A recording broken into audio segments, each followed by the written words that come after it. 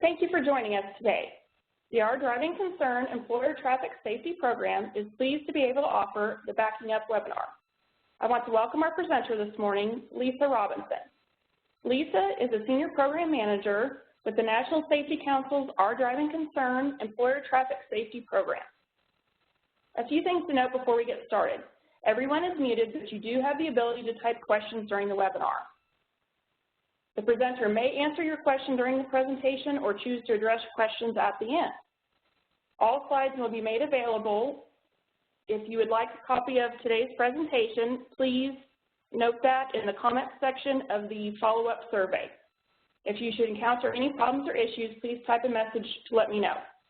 The presenter and the Our Driving Concerns Program Manager's contact information will be made available on the last slide.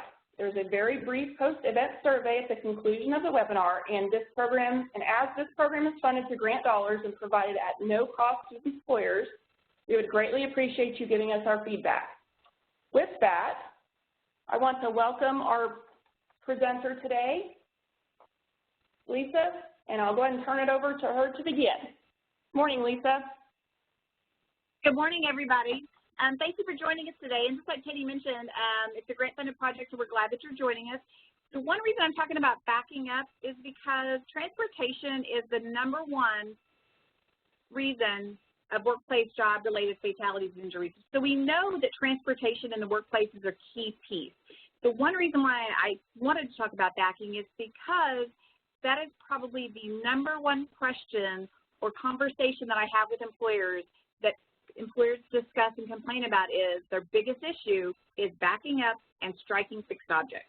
So we know it's an important piece in the workplace.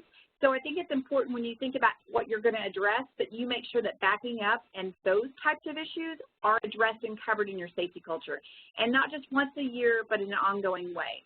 So what we do know is the average workplace crash costs an employer more than $24,000. If that person is injured, we know that that can increase to more than $125,000. Again, you cannot put a cost on a life, but we do know that crashes impact the employer, even striking fixed objects and things like that. So it's really important to keep that in mind. So let's talk about backing. A person does it 1% of the time, but it accounts for 25% of the collisions.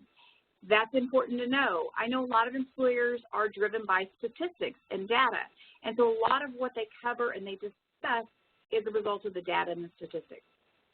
So it's important to know that 25% of the collisions are as a result of backing, yet we only do it 1% of the time. So let's talk about why. 25% of the crashes can be blamed on poor backing techniques, and that's according to NHTSA. And that an average of 210 deaths are attributed to backovers.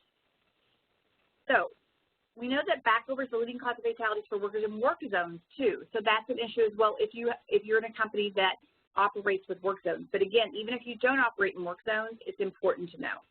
So what are some of the things that you as an employer need to discuss with the employees? What are some of the things that you really need to talk about, go over, and make a part of your safety culture in your conversation in an ongoing manner? What should your safety leads? What should some of the people in your company be discussing so that you're talking about it? Well, first of all, you want to avoid backing whenever possible. If you don't need to, don't do it. Look for opportunities at corners, behind red zones, other environments where people cannot park in front of you. That's really important. Find opportunities. Think about that backing on arrival. Think about that. I know that like one year I was told that, I think it was in New Mexico, they told the bus drivers they could not back up. They had to take right turns. They couldn't take left turns either because there was too many crashes occurring. So think about avoiding backing whenever possible. I think that's one of the biggest keys for that driver. So what we know, most drivers do not pay enough attention. Absolutely. How many people are distracted? They get in their vehicle, they're thinking about where they need to go, they're in a hurry, what's next on their list, where have they got to go? They're not paying enough attention when they get into that vehicle, and that's the next thing that they need to be doing. They're engaged in other things mentally. Also, what we do know is that 90% of the time, human error is at fault. That's really important to know. Everyone's really quick to want to say, but it wasn't me, I didn't make that happen, but we do know that driver error is probable cause 93% of the time. So what we do know, distracted driving, we know that 9 people are killed every day and that 1,060 people are injured. That's important to know because when people are killed or injured, that impacts the employer's cost. We know that 81% of the fringe costs that an employer pays, That's a result of off-the-job behavior. So we do know that attention and inattention to driving impacts the employer positively and negatively. So think about some of the things that you want to talk about and you want to address. If you must back, look, think, and plan. Look at the targeted area, what's high, what's low, what are the potential hazards, scan the entire area for potential dangers. When you arrive, it may be different when you actually leave. If you went into a building, you had a meeting, you come out, it could look completely different. Watch for changes as you approach your stopping point. What's different? What's going on? You really want to think about that when you're driving and you're getting ready to park. Evaluate the parking environment. What's the characteristics? Scan the area. Plan for your departure. Look for opportunities to avoid backing, pull through, or curbside spaces. I'm really big on pulling through. I think that avoids a lot of things, and you can pull through. I know yesterday when I was parking near somewhere that had some concrete on my left, I didn't like how close I was, so I moved my vehicle. So I think that's really important when you're looking. That's the one thing that you work with your employees on. Where should they be parking? Evaluate the parking lot to determine what is the best choice for them. One thing when I was working with another company that they got frustrated with was people were parking in the closest spots. Not the best spots, but the closest spots, because the people didn't really want to always walk, and that was causing some issues and some, of course, costs for them.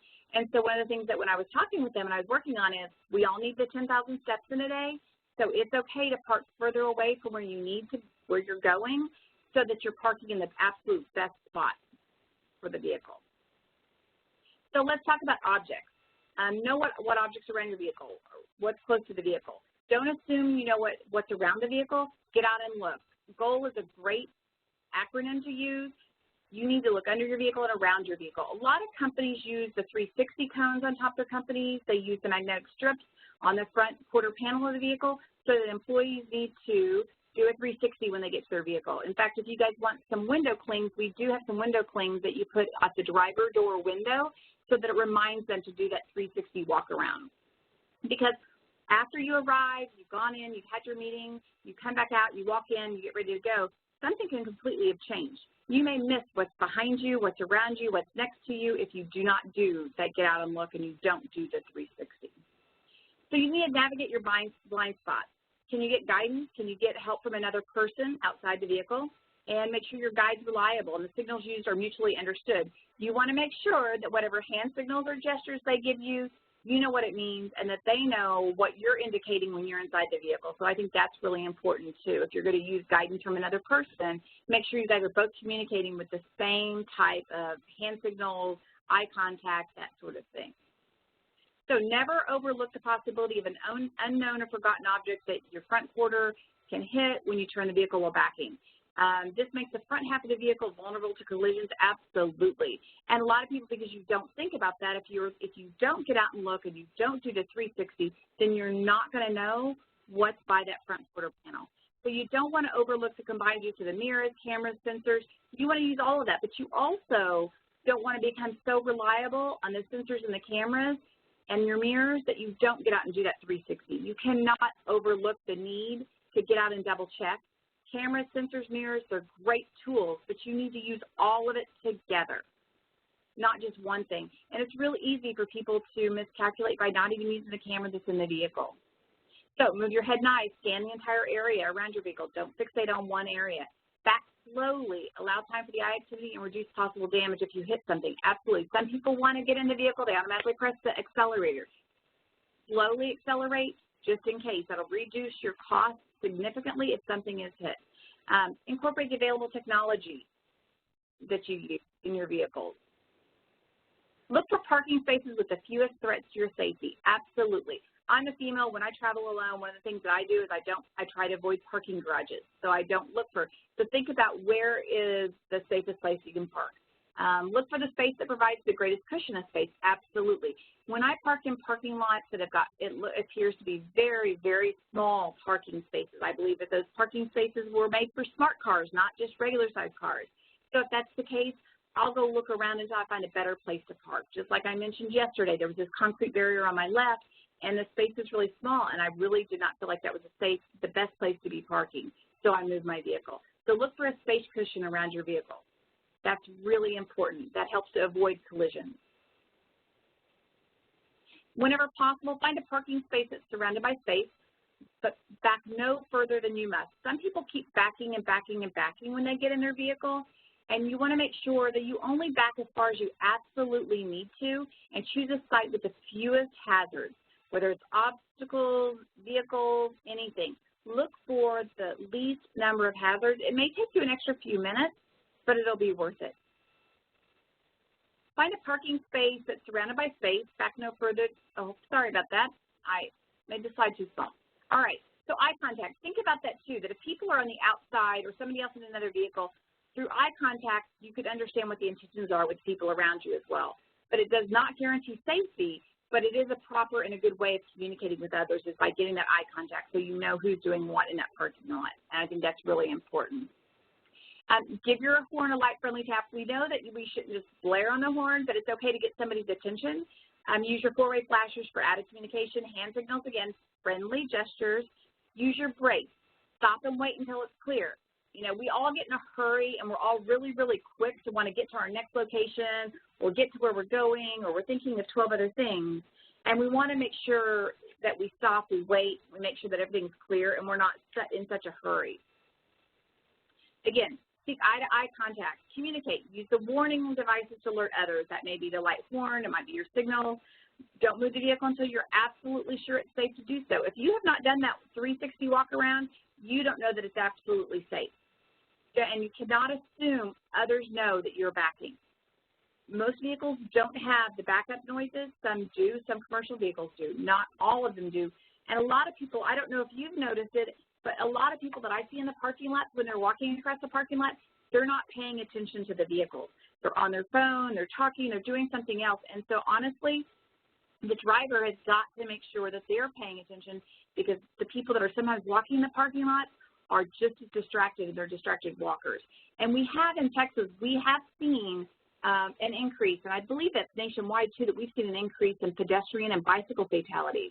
And you know, if you really look at the distracted driving, the distracted walker, you see all the distractions, that's probably playing a part of that. So again, don't assume that you know others know you're backing unless you've got eye contact and you know that they're paying attention or they've stopped. One of the best things you can do is back in upon arrival instead of departure. If you can back in when you arrive, then that helps ensure when you leave.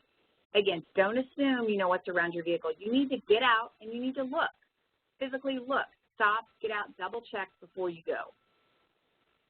Good drivers develop habits. That's really important. That's why I said it's really important that you as a company and as safety leaders, that your conversation about backing doesn't happen once a year, but it's an ongoing part of your conversation.